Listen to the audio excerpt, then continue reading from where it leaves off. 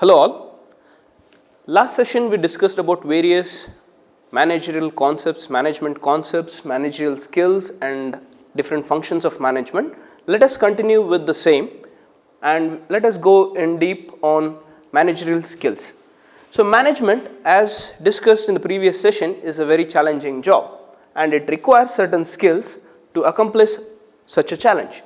So the skills, essential skills which each manager has to have in order to better accomplish his managerial responsibilities can be called as managerial skills, and they can be listed as follows, that is conceptual skills, human relation skills and technical skills.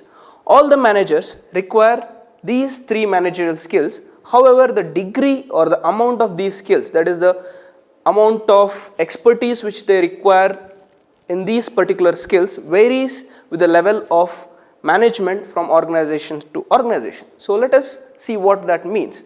So first, conceptual skills. What are the conceptual skills? Conceptual skills are the skills or the ability to visualize and see the organization as whole. The conceptual skills include analytical skills, creative skills and initiative skills. It helps the manager to identify the causes of the problems and not the symptoms. He goes into the root cause analysis and sees what is exactly the cause for the problems which the organization or the team is facing and tries to solve them. As said, it helps to solve the problems for the benefit of the entire organization, and it also helps the manager to fix goals for the whole organization and to plan every situation. Conceptual skills are mostly required by the top level management who can visualize and anticipated what would be the future of the organization and what is at stake. So the visualization and conceptualization helps them to analyze the current situation in accordance with the future objectives and then plan corrective action for the current problems which the organization is facing. So therein the conceptual skills are majorly utilized or practiced by the top level management is what we can say. Human relation skills. Human relation skills are also called as interpersonal skills. It is an ability to work with the people. It helps the managers to understand, communicate and work with others. It also helps the managers to lead, motivate and develop team spirit. Human relation skills are required by all managers at all levels of management. As we know that all organizations are made by the people, and at every level of management it is as much as important as the resources, the people would come into picture, right? So all the managers have to interact and work with the people. There is no organization without people, and all people who work for a particular organization will have to have the human relation skills and work with people. So that pretty much remains constant among all levels of management, which we will be visualizing later and deal for now with technical skills. Technical skill is the knowledge and ability of people in a specialized area of business. Example, electrical engineering, accountancy, software, so on and so forth. These skills require specialized knowledge and proficiency in the mechanics of a particular job. Technical skills help the managers to use different machines and tools. So if the manager has to direct or guide a particular worker, then he needs to know how a particular machine works, or at least has to have an idea so how the machine needs to be operated and how the problem is to be resolved in case there occurs any. The low level managers require more of technical skills. So for example, the supervisors at floor level, workshop managers, workshop leaders, team leaders, they require more of technical skills which is necessary to be in charge of the operations. They can direct the operations, execute it and get it accomplished only when they have sound technical skills about that particular set of operations. So if we can visualize these three set of skills into a simple chart, we can see that at top level the part of conceptual skills occupies the greater part of the skill set, and human relations pretty much is constant and there is minimal amount of technical skill required by the top level management. It is, however, it is very good if these can be full. That is, if the top level management has greater amount of technical skills, that is an add-on, but however their conceptual visualization skills and predicting and protecting the future needs to be really sound in order to be at the top level management. For example, Google CEO, for example, which we took in the last session as well. So if he can visualize about artificial intelligence and come up with a product idea which will be very useful 5 years down the line, then it would be very helpful for Google to keep up with the market and be the leader in that particular domain. So there is where your conceptual set of skills come into play. So middle level management, for example, they are in between lower level, supervisory level and top level management. They need skills in a balanced approach. That is, they need to have a good amount of conceptual skills so that they can interact easily with the top level management or understand what the top level management is telling, as well as they need to have good amount of technical skills in order to guide the lower level, supervisory level managers. So the technical skills as well as the conceptual skills are at a balanced level in the middle level management. If you can see, the area determines the amount of skills or expertise in this particular level. So again, as said earlier, human relations is very important even for the middle level managers. They will be working and need to work with the people. So the middle level management also needs to have good amount of human relations. So conflicts, issues, resolving and communication all come under this human relations aspect, and they need to be had greater importance at all levels of management. And at lower level, as you can see here, the technical skills take a greater amount of space here and they occupy the larger portion compared to conceptual skills. So if the middle level management can translate the conceptual ideas of the top level management through human relations into the technical domain and then communicate it to the lower level management, that would be an ideal transition of concept to work or concept or idea to product.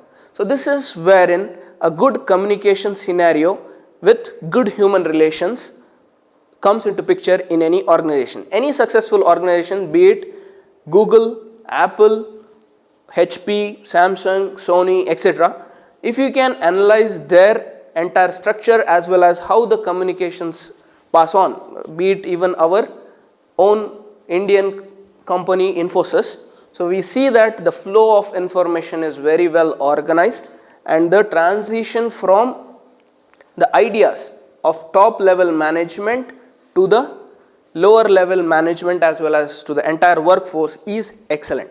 That's why they have been able to keep up their play to the highest level and are able to occupy the market, right? So that is what this particular section deals with, and probably you might have got a good picture on different managerial skills and how they affect the performance of the organization.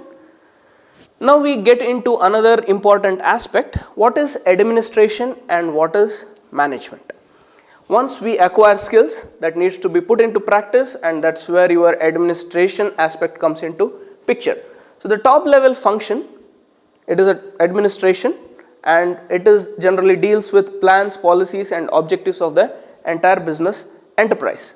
As it says, management involves doing. It is a lower level function which is concerned with execution and direction of policies and operation. So while administration deals with the objectives and the higher level or conceptual level, management deals with lower level, or what I can say, executing the plans and ideas of the administration. So for doing any such execution activities, the managerial and administrative functions, there need not be separate personnel or people for that, that is MD as well as a CEO. We have seen that many organizations have MD and CEO as one person, that is Chief Executive Officer as well as the Managing Director would be the same. So one is administrative role, that is your MD, and CEO is the execution, highest level of executive role. So each manager performs both activities and spends part of time administrating and part of his time managing. So without conceptual skills or without administering skills, a manager cannot be that successful. So all the ideas need to be conceptualized, thought after, visualized, and future consequences need to be thought of, and only then management at lower level can be fruitful. Again, if we can visualize management and administration as a simple chart, so we can categorize or we can display it as shown in the figure, right? At top level, more time is spent in administrative activity, that is board of directors, president, as I said, managing director is the head of the board of directors, and he spends most of his time in administration. If this time is put as constant, say for company purposes we can take it to be 20 hours, that is flat 20 hours each manager works per day, so being a bit optimistic and extravagant on there. So if we can say that this is 20 hours division, so we can see that hardly 4 hours the board of director would be, or the managing director would be spending on management related activities, that is passing on the information or whatever functions of the management we discussed earlier, different roles of manager. He would be spending only 4 hours out of 20 hours in that, and 16 hours in administration, that is visualizing, thinking about the future, brainstorming various product ideas, new ventures, new investments of the company, etc. on that. So that is your higher level of management, spending time on administration. As we go on decreasing from the levels of the management, we see that more and more management scenario comes into picture, and more time is spent on management of the activities, that is all the roles and responsibilities which we discussed earlier. So here around 16 to 18 hours will be spent in the management activities, and 2 to 4 hours would be spent on administration activities. But as said, at all levels of management there needs to be a portion of the time which needs to be dedicated to administration, and a portion of the time which needs to be spent on the management. Only then the entire activity of the management and the objectives of the organization would be fruitful enough. Going on further, so according to second view, management is a comprehensive generic term which includes administration. According to EFL Breck, he regards management as a comprehensive generic function embracing the entire process of planning, organizing, directing and controlling. According to EFL Breck, administration is only a branch of management which encompasses 2 of its functions, that is planning and control. According to this view, the functions of management can be divided into 2 categories, administrative management and operative management. As said, Chief Executive Officer would be an operative management personnel. So he would be more on to executing what is thought of in administrative management. Upper level of management is usually called as administrative management, which we discussed earlier, and lower level management, as we go on decreasing, it is more into operation of the various activities, operative management. So if we can just put a comparison between administration and management, which is more useful from exam point of view or putting up points onto the paper. So more of planning, organizing and staffing is main function of the administration, and leading, motivating and controlling is part of the management. So administrative management acts as owner and acts as an agent or agency which transits between top level management and the lower level management or the workforce. So of course requires good administrative skills, requires more technical skills, top level management and lower level management. And as said, managing director, owner, CEO, they all come under administrative management, and the management or operative management are your manager, general manager, supervisors, foremen, etc. And administrative management, the top level management, makes the policies, objectives and goals to be achieved and implements the plans and policies. So if the human relations is good, that is it occupies the maximum portion of different levels of management. Again, I am repeating the point that the translation of administration ideas would be very smooth to the management and to the workforce, and the organization would be successful.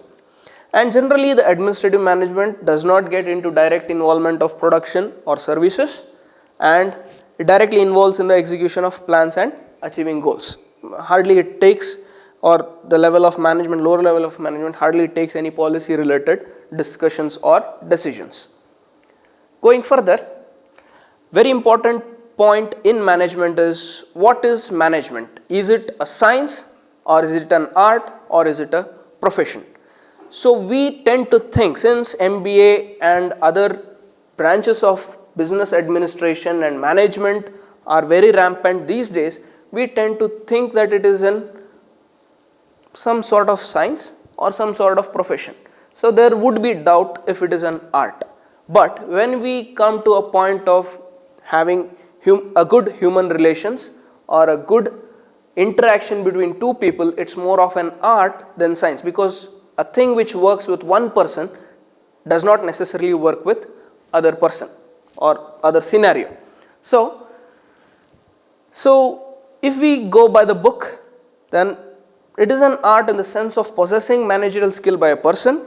It is a science also because of developing principles or laws which are applicable in a place where a group of activities are coordinated. So when it comes to science, as we know that science is a systematic study. So even in management we have various courses of management, and they follow a particular law. There are laws in management as well, which means that it is a systematic study, and for few concerns or contexts it can be considered as a science. And when it comes to getting things done through others in dynamic situation, it is more of an art. So we can easily say that management is a activity or a transition from art to science, science to art, science to profession, profession to art. So all that interaction between these three domains of knowledge is very much possible or is very much evident. So the stream of management reveal characteristic of art and science as well. So while discussing about management, we are also discussing about art and science, which reveals the true nature of art and science in every different context. Every discipline of science is complete only when it is applied for solving various kinds of problems faced by human beings in an organization or in other fields. So management also solves problems. It means it is applying this particular notion of science into its activity or into its execution. So management is the art of making people work more effectively to maximize their output. Though all the steps in science have been followed, it won't work with everyone equally. So there is a subjective nature to it, wherein your art comes into picture. So by the use of effective management skills, people in organization work more effectively as they are guided by the scientific principles and practices laid down by various researchers of management. So many researchers have put forth, as I expressed earlier, laws in management which again tend towards saying that management is a form of science. Again, if we can summarize the points of management working as science, the methods of inquiry are systematic and empirical, which is found in management as well. Information can be ordered and analyzed.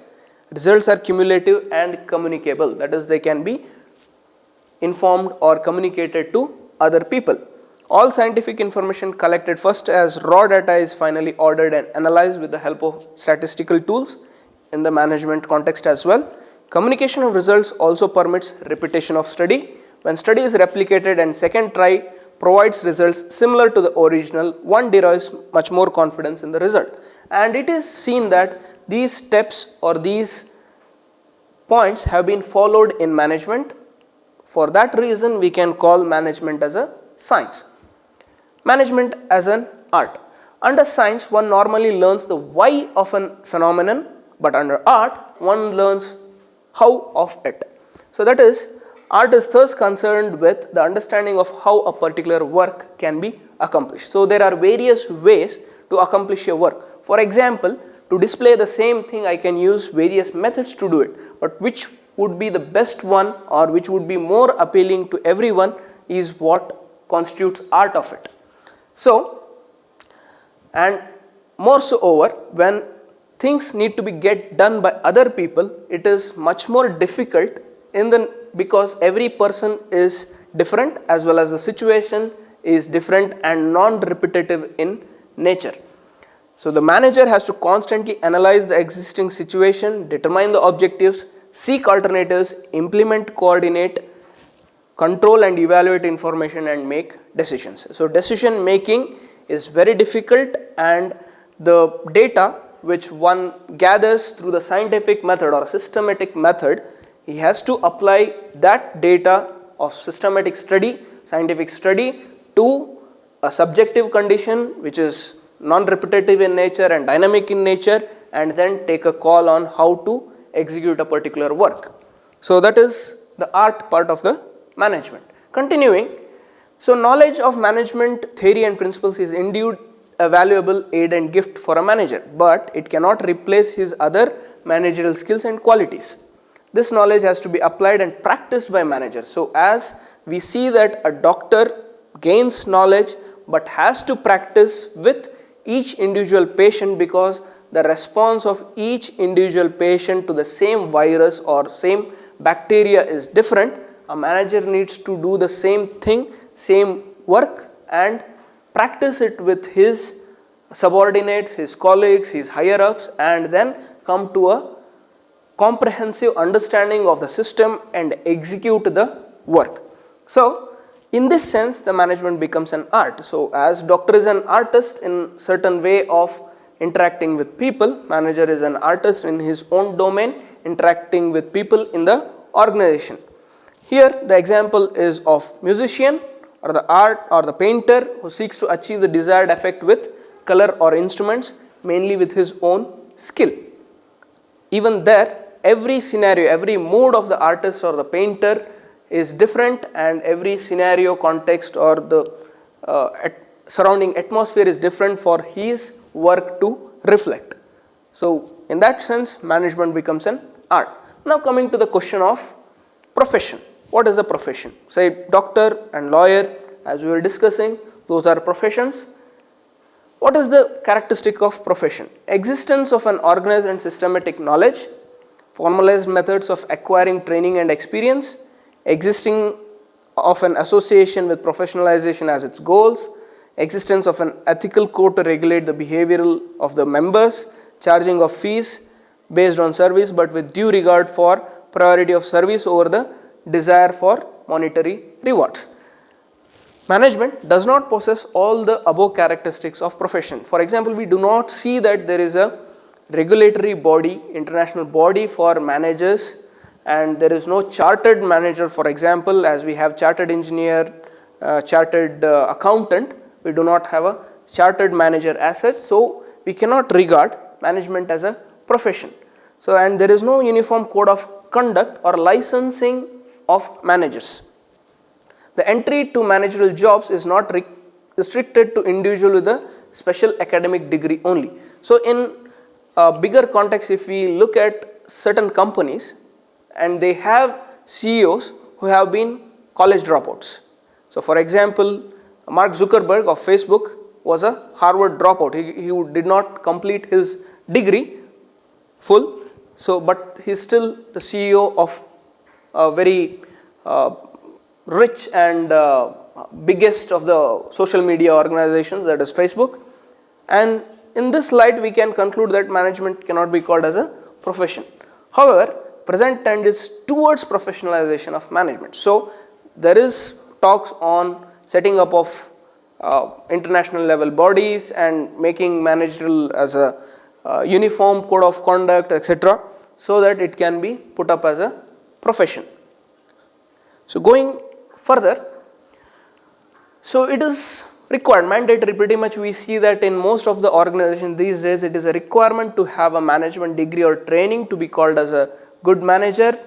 There is an increased demand for qualified managers with MBA degree, and Peter Drucker, he says that a degree in management does not by itself make an individual or professional a manager any more than does a degree in philosophy make an individual as a philosopher. So there were people, Socrates and Aristotle, who did not have a formal degree in philosophy but are still regarded as biggest or greatest of the philosophers in the human civilization. They did not have a formal degree, they became philosophers. Similarly, a person without a degree in management can become a good manager, but a degree in management does not imply that he is a good manager by himself. So this leads to losing of good and skilled managers who do not have required degrees. Since there is a demand or people look for degrees, sometimes some good and skilled managers who do not have the necessary degrees are missed out. That is what we can say. Now pretty much we have completed the first part of the module 1, that is management. So what are the typical questions we would be looking at in the examination? Would be explain the functional areas of management, which was put up in June-July 2014, VTU examination for 10 marks, discuss the roles of management for 6 marks in 2014, and differences between administration and management, which we discussed shortly, 4 marks, and it was in June-July 2014. Define the term management, the very first introduction on management, and explain the process of management in detail. So all the functions of management needs to be put across and described briefly. So that was in 2015 December-Jan exam for 10 marks. Describe the contributions of F.W. Taylor for scientific management process, and that was in Jan 2015. Furthermore, what we can expect briefly about functional areas of management: determine management as an art or a science, derive the contributions of Taylor to the scientific management, briefly explain the modern management approaches, determine the roles of management, what is management, and give different meanings of management. So these are typical questions which we can expect in our upcoming papers from the covered topics. Going ahead, we will be dealing with planning. So that is the part 2 or unit 2 of the first module. So that is planning, and as we can say that thinking about something or some activity ahead of time is your planning, right? So in this particular unit or the context, we will be studying the nature and importance of planning, various types of plans, steps in planning and strategic planning process, the limitations of planning and ways to make it effective, skills required for effective planning, and strategic planning in Indian industry. So thinking ahead of something is what I termed as plan. So for example, a simplest of the plan would be to reach from one point to another point within the stipulated amount of time. So if we are going from one place to another place, A to B, for example, if we need to go from point A to point B, there are various ways, and say we need to cover this distance in 15 minutes, right? So there are various ways. Say you can take a bus, a car, a bike, or a cycle, or walk. So taking into consideration which one would be the best one to go within 15 minutes, say you want to go on a particular day, you fix the day, date, mode of transport,